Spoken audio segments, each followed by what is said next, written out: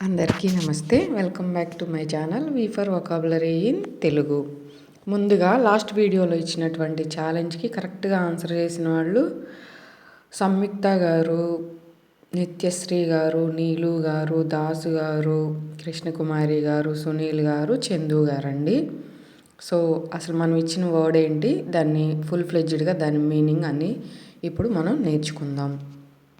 నేను ఇచ్చినటువంటి ఛాలెంజ్ ప్రొవకేటర్. ఆ వర్డ్ కింద ఎలా పలకాలి కూడా ఇచ్చాను చూడండి. ప్రొవకేటర్ అంటే రెచ్చగొట్టే వ్యక్తి. మన వాడుక భాషలో అర్థమయ్యేలా మాట్లాడుకోవాలి అంటే ఇతరులని ఉద్దేశపూర్వకంగానే రెచ్చగొట్టి కావాలనే వివాదం లేదా వాళ్ళల్లో గొడవని కలిగించే వ్యక్తి అని అర్థమండి. సో సింపుల్గా చెప్పాలి అంటే రెచ్చగొట్టే వ్యక్తి అని అర్థం అన్నమాట. సో ఈ పదాన్ని నౌన్గా వాడతామని చెప్పి ముందే చెప్పుకున్నాం కదా. జనరల్గా అయితే ఈ పదాన్ని మనం ఇన్స్టిగేటర్, అగిటేటర్, ట్రబుల్ మేకర్ అని అంటూ ఉంటారు, ఒక్కొక్కరు ఒక్కొక్కలాగా. ఈ పదాన్ని వాడి మనం సింపుల్గా ఇంగ్లీష్లో మాట్లాడాలి అంటే don't be a provocateur, speak politely. అంటే రెచ్చగొట్టే వ్యక్తిగా ఉండకండి, మర్యాదగా మాట్లాడండి, అంటే అందరి పట్ల కూడా గౌరవాన్ని ఇచ్చి మాట్లాడండి అని అర్థం అనమాట. ప్రత్యేకంగా చెప్పాల్సిన పని లేదు, మనందరికీ తెలుసు. సో ఇంకెందుకు లేటు, ఈరోజైతే మంచి టాపిక్ అయితే నేర్చుకుందాం. ఆ పదాలు ఏంటో తెలుసుకుందాం. Coming to the today's topic. ఈరోజు మనం నేర్చుకోబోయే టాపిక్ ఎక్కడ పెట్టినా మీరు వింటున్న ట్రెండింగ్ వర్డ్స్ నేర్చుకుందాం. మనం కూడా ట్రెండ్ని ఫాలో అవుదాం, ఓకేనా? Coming to the first word, serene. ఎలా పలకాల వర్డ్ కింద ఇచ్చాను చూడండి. సెరీన్ అని పలకాలండి. సో సెరీన్ అంటే ప్రశాంతమైన ఏంటి అని అర్థం అన్నమాట.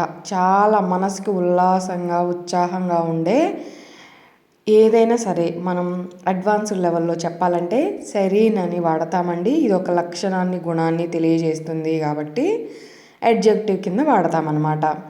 ఈ పదాన్ని వాడి మనం సింపుల్గా ఇంగ్లీష్లో మాట్లాడాలి అంటే example, the lake looks serene అంటే ఆ సరస్సు చాలా ప్రశాంతంగా ఉంది అని అర్థం అన్నమాట.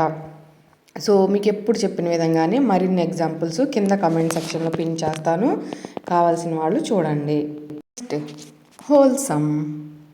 హోల్సమ్ అంటే ఆరోగ్యకరమైన లేదా మంచిదైన అని అర్థం వస్తుందండి. ఇది కూడా ఒక లక్షణాన్ని, గుణాన్ని తెలుపుతుంది కాబట్టి అడ్జెక్టివ్ కిందే వాడతామన్నమాట.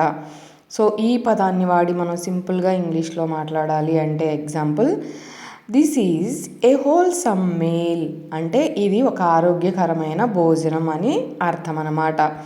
సో అర్థమైంది కదా. Coming to the next word. Next word బీస్పోక్. ఇది చాలా ఈ మధ్యకాలంలో ఎక్కువగా వాడుతున్న వర్డ్ అండి. బీస్పోక్ అంటే ప్రత్యేకంగా ఒకరి కోసం తయారు చేసింది. అంటే మనం వినే ఉంటాం కదా కస్టమైజ్డ్ అని, ఏంటి సోషల్ మీడియాలో కస్టమైజ్డ్ అని వింటూ ఉంటాం కదా, అదే అనమాట. అదే అడ్వాన్స్డ్ లెవెల్లో అయితే బీస్పోక్ అని వాడుతున్నామండి. ఇది కూడా ఒక లక్షణాన్ని, గుణాన్ని తెలియజేస్తుంది కాబట్టి అడ్జెక్టివ్ కింద వాడతామన్నమాట. ఈ పదాన్ని వాడి మనం సింపుల్గా ఇంగ్లీష్లో మాట్లాడాలి అంటే హీ ఆర్డర్డ్ ఏ బీస్పోక్ సూట్. మీకు ఆల్రెడీ చెప్పాను, అతను తన కోసం ప్రత్యేకంగా కుట్టించిన సూట్ ఆర్డర్ చేశాడు. బీస్పోక్ అంటే ఏంది, కస్టమైజ్డ్ అని మనకు తెలిసిన ఓల్డ్ ఇంగ్లీష్ అనమాట. సో అర్థమైంది కదా. Coming to the next word.